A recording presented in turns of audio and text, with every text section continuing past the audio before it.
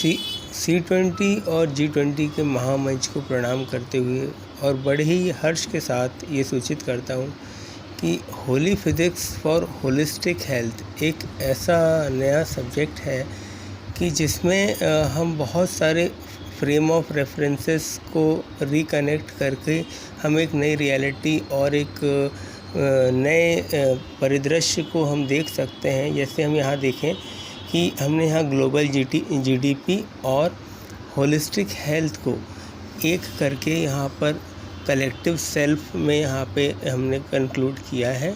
और इसे हम कैसे कंक्लूड करेंगे और हमारे मुख्य बिंदु क्या हैं, जिन बिंदुओं के बेस पर हम किसी भी स्पेसिफिक चीज़ को जहाँ पर हमने इस्टेब्लिश करते हैं वो क्यों करते हैं, उसके पीछे का जो आधारभूत सिद्धांत है। यहाँ पे 2-3 बातें मैं आपको बता दूं कि बोध के अभाव में क्रोध से बेहतर शोध है, अनुभव के अभाव में अनुमान से बेहतर अनुसंधान है और संज्ञान के अभाव में अज्ञान से बेहतर विज्ञान है।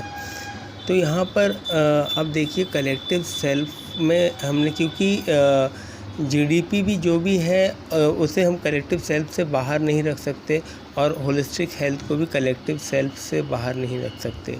अब कलेक्टिव सेल्फ क्या है, इसका हम कायाकल्प कैसे कर सकते हैं, उसके पहले हमें ये समझना होगा कि कलेक्टिव सेल्फ के पास क्या पावर है और हमारे पास क्या पावर है, और हमें उन पावर कलेक्टिव सेल्फ के उन पावरों का हम कैसे रिस्पेक्ट कर सकते हैं, ताकि हमारा जो एग्जिस्टेंस है वो ठीक से, जैसे अभी ग्लोबल वार्मिंग हो रही है और बहुत सारी प्रॉब्लम हो रही है, तो इन सब से बचाव हो।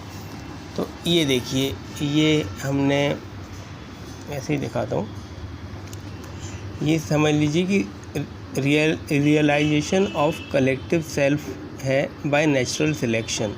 ये हमने देखिए, अभी तक हम सेल्फ माई सेल्फ जानते थे, ये मैं हूँ मेरा है, और ये इंटेलेक्टिव सेल्फ तक हम जानते थे।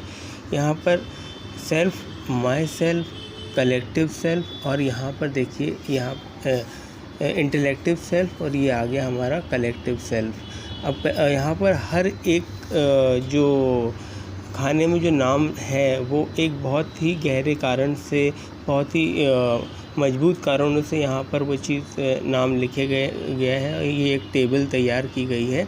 ये देखिए, इसमें सबसे पहले सेल्फ के नीचे हमने फ्यूज़न लिखा है। तो अगर हम देखें, अस्तित्व का पूरा आधार फ्यूज़न से ही आरंभ होता है। अगर फ्यूज़न नहीं होता तो कार्बन नहीं होता, और कार्बन नहीं होता तो हाइड्रोकार्बन है, चाहे कार्बन डाइऑक्साइड है, चाहे वो कैल्शियम कार्बोनेट है, चाहे वो कार्बोहाइड्रेट है, कुछ भी इस समय हमारे पास उपलब्ध नहीं होता, और ना ही ये सृष्टि होती, क्योंकि पूरी सृष्टि इसी मूल कणों से मिलकर बनी है। तो फ्यूज़न सबसे पहले आया, उसके बाद आया कन्फ्यूज़न और कंक्लूज़न। देखिए यहाँ पर इंटेलेक्ट के नीचे जो हमारा माइंड है, देखिए ये सेल्फ के नीचे सोल लिखा है, माई सेल्फ के नीचे बॉडी है, और इंटेलेक्टिव सेल्फ के नीचे माइंड है, और कलेक्टिव सेल्फ के नीचे ये कंक्लूड है, और यहाँ कॉन्शियसनेस है, और ये अवर है। तो कलेक्टिव सेल्फ यहाँ पर क्या हुआ,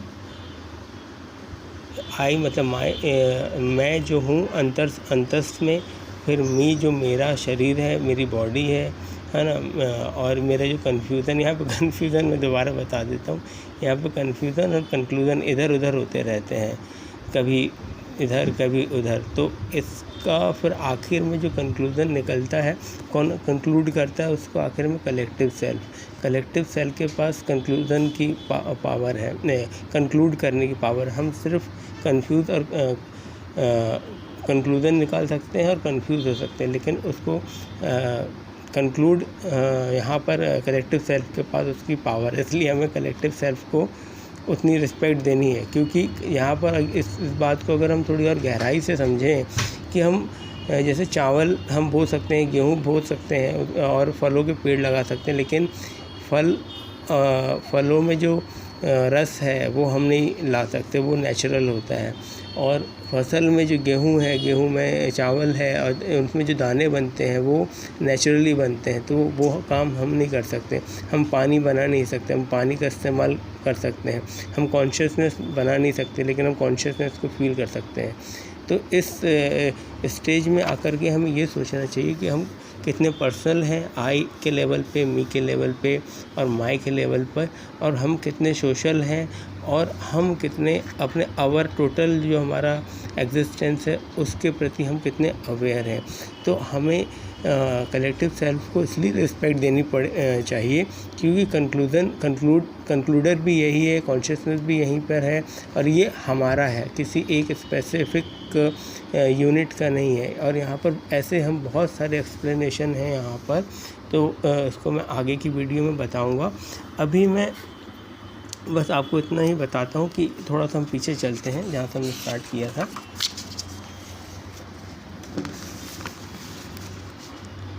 ये कलेक्टिव सेल्फ को अब हम ये समझ गए हैं कि कलेक्टिव सेल्फ को हमें रिस्पेक्ट क्यों देनी है, और इसे मैं आगे और विस्तार से बताऊंगा, और हम सब मिलके इस विस्तार को और आगे बढ़ाएंगे।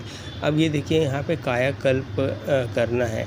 तब ये कायाकल्प क्यों होगा? क्योंकि उस पावर को हम आगे जानेंगे कि कलेक्टिव सेल्फ के पास नेचुरली क्या क्या पावर है। उसके बाद ये देखिए काया में हमारा क्या आ गया, आकाश, हमारे ये 5 एलिमेंट्स आ गए, पंच महाभूत आ गए, जिससे हमारी बॉडी बनी है।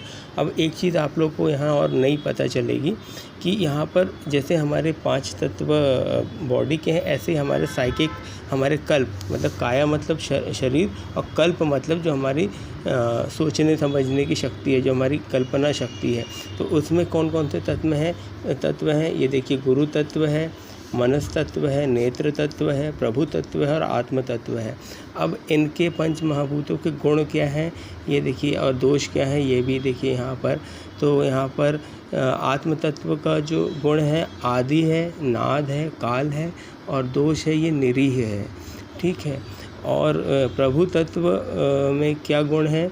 वाद है, समवाद है, अपवाद है, और दोष है विवाद है, ठीक है। इसको और हम बहुत गहराई से समझेंगे, क्योंकि ये जो विवाद है इसको हम समवाद से अपवाद और विवाद के बीच जो कटाक्ष आता है उसको हम संतुलित कर लेंगे, तो हमारा ये विवाद वाला हिस्सा बहुत न्यूट्रल हो जाएगा। फिर यहाँ पर नेत्र तत्व आता है, जिसमें सापेक्ष है, परिपेक्ष, निरपेक्ष है। यहाँ पे देखिए कटाक्ष दोष है नेत्र तत्व में। तो जो जितने भी कटाक्ष वाली बातें हैं, चुभने वाली बातें हैं, उस पर नियंत्रण होना चाहिए। और इसमें देखिए मनस तत्व में आ गया क्या है? यंत्र है, मंत्र है, तंत्र है। और इसका मनस तत्व का सबसे बड़ा दोष है संदेह। संदेह इसका दोष भी है और उसके एवोल्यूशन का कारण भी है, दोनों है इसमें। और ये जो यहाँ पर सब हमने निरीह लिखा है आत्म तत्व में, इसे हम गुण भी कहेंगे और इसे हम दोष भी कहेंगे। जैसे एक छोटा बच्चा निरीह रहता है तो हम स्वतः ही उसकी सेवा करने के लिए अंदर से प्रस्तुत रहते हैं, लेकिन एक बड़ा आदमी अगर कोई हमें कुछ काम करने के लिए बोले तो हम उस काम को उतने मन से नहीं करेंगे, अगर इस कारण कि वो खुद सक्षम है। लेकिन बच्चा निरीह है, और जो निरीह लोग होते हैं उनकी सेवा करने से भी हमारा काफ़ी मतलब एक अंतःचेतना में जागरण में सहयोग प्राप्त होता है। अब यहाँ पर आखिर में यहाँ देखिए गुरु तत्व है। गुरु तत्व सत्व भी होता है, रज भी होता है, तम भी होता है। गुरु आपका सत्व भी मिल सकता है, रजस गुण वाला गुरु भी मिल सकता है, और तमस गुण वाला गुरु भी मिल सकता है। और गुरु में दोष ये होता है कि गुरु हमेशा असंतृप्त होता है। इसीलिए बहुत सारी ऐसी चीज़ है कि हम गुरु के स्तर को स्पर्श करने के लिए बहुत प्रयास करते हैं, लेकिन वहाँ तक पहुँच नहीं पाते हैं। अब अंत में इस वीडियो के अंत में मैं आपको बस एक बात और बताना चाहूँगा कि एक छोटा सा ये होली फिजिक्स में मैंने कुछ लाइनें लिखी हैं, उस लाइन को मैं आपके साथ शेयर करता हूँ कि हम सबको ये पता है कि हम सब बने हुए हैं। ये क्वांटम क्वेश्चन है, ठीक है। हम सबको ये पता है कि हम सब बने हुए हैं, लेकिन जिसे ये पता है वो कभी बना है? तो जिसे ये पता है कि हम सब बने हुए हैं वो कौन है? जो कभी बना ही नहीं।